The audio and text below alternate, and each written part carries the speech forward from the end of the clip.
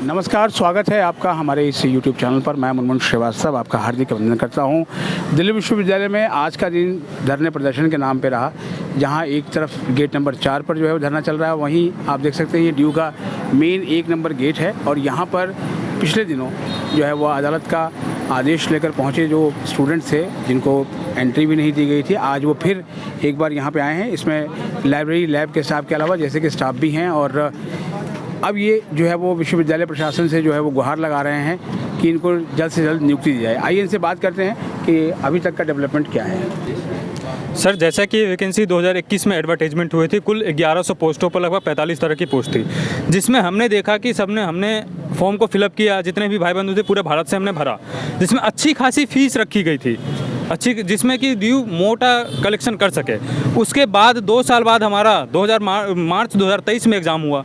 Exam के बाद 4 जुलाई को हमारा रिजल्ट पब्लिकेशन किया गया, जिसमें हम लोगों ने जितने भी शॉर्ट लिस्ट कैंडिडेट हैं, जो यहाँ पर हम हैं, जो जैसे वाले भी हैं और लैब अटेंडेंट वाले भी हैं, लाइब्रेरी वाले भी हैं, सीनियर असिस्टेंट वाले भी हैं, असिस्टेंट वाले भी हैं, कुल 5 तरह की पोस्ट पर रिजल्ट डिक्लेयर किया गया, जिसमें CBT 1 होना था। लाइब्रेरी वाले और लेबोरेटरी वाले को ज्वाइनिंग भी दे दी गई अगस्त में 18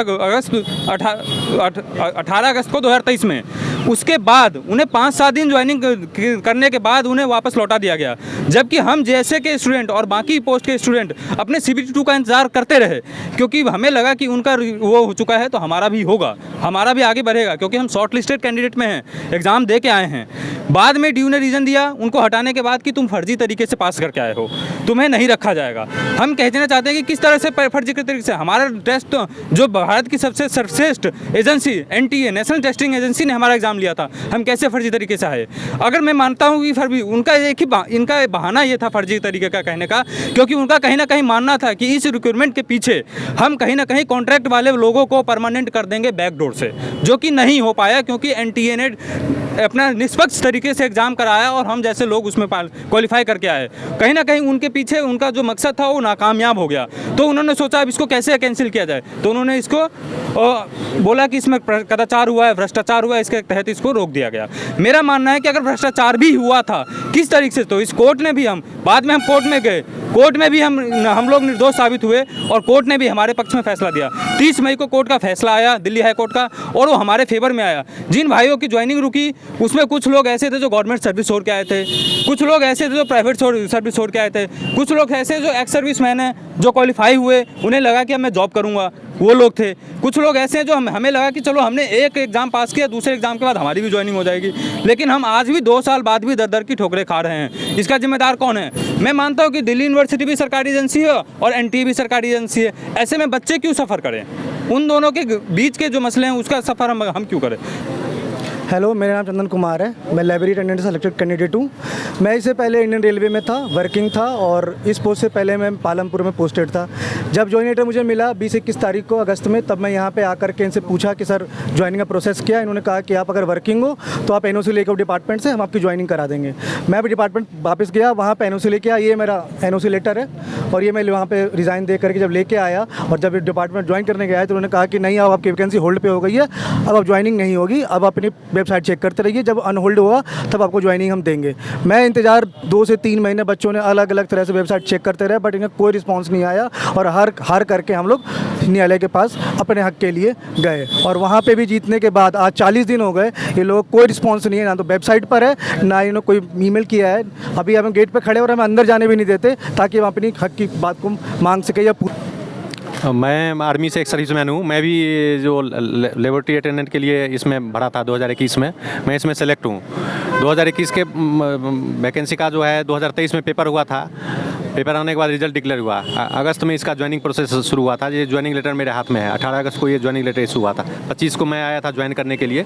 उस दिन बिना किसी कारण का जो है उसको होल्ड कर दिया गया। बोला जो ये वैकेंसी होल्डिंग पर डाल दिया गया है, इसका जांच प्रक्रिया चलेगा, आप लोग अपना वेबसाइट पर वो करते रहिए, विजिट करते रहिए, वहाँ से आपको पता चलेगा। कुछ दिन हमने 3 या 4 महीने के बाद जो है फिर हम लोग माननीय न्यायालय के उसमें गया और वहाँ से केस किया गया। केस करने के बाद अभी डिसीजन आया है 30 मई को। 30 मई के बाद 40 दिन अभी हो गया है उसके बाद अभी तक यूनिवर्सिटी की तरफ से कोई रिस्पांस नहीं दिया गया है जो आपको ज्वाइन कराया जा रहा है या होल्डिंग को हटाया जा रहा है। हम लोग बीच बीच में सिंगल बच्चे भी आ रहे हैं और ग्रुप में भी बच्चे आए, उसका कोई रिस्पॉन्सिबिलिटी नहीं है।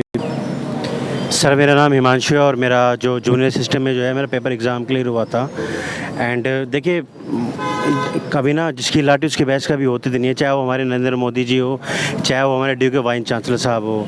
और हमारा जो 2022 में जो रिज़ल्ट आया था उसके बाद डी जो कॉन्ट्रैक्ट वाले हैं उनके बाद उनकी हड़ताल होने लगी और अब जैसे ही जब कोर्ट का डिसीजन आया उसके बाद जो है ये डी वाले करते हैं। तो मेरा ना बस एक वाइस चांसलर से यही सवाल है कि जब ये डी वाले जो कॉन्ट्रैक्ट वाले इतना सवाल क्यों करते हैं जब तक हमारे हक में जो इंसाफ होता है, ठीक है।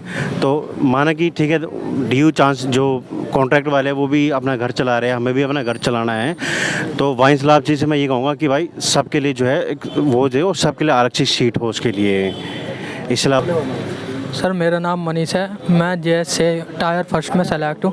मेरा यही कहना है कि मतलब जो भी माननीय कोर्ट का आदेश आया है उस पर लैब लाइव वालों की ज्वाइनिंग करा दे और हमारा जेएस से वालों सीनियर असिस्टेंट का टायर 2 करा दे। सर मेरा नाम राहुल है, लैब अटेंडेंट में सिलेक्टेड हूँ मैं।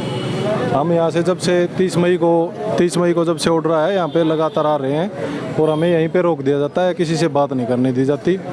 तो इसीलिए हमारा वीसी साहब से अनुरोध है कि हमारी बातें सुने और आगे ज्वाइनिंग का प्रोसेस चालू करें। तो आपने सुनी इन कैंडिडेट्स की बात और भयंकर उमस का माहौल है और गेट नंबर 1 पर ये सारे कैंडिडेट्स आप देख सकते हैं बहुत बड़ी संख्या में आज यहाँ पर आए हैं और इनकी एक ही मांग है कि दिल्ली विश्वविद्यालय के वाइस चांसलर इस मामले में हस्तक्षेप करें और जल्द से जल्द इनको ज्वाइनिंग दें और कोर्ट के आदेश का भी जो है वो पालन हो। अब देखना यह है कि दिल्ली विश्वविद्यालय प्रशासन आने वाले दिनों में इस पर क्या रुख अख्तियार करता है। अगर हमारे चैनल पर नए हैं चैनल को सब्सक्राइब कर लें और इसे अपने दोस्तों के बीच शेयर करें। मिलते हैं एक और एपिसोड के साथ, तब तक के लिए नमस्कार।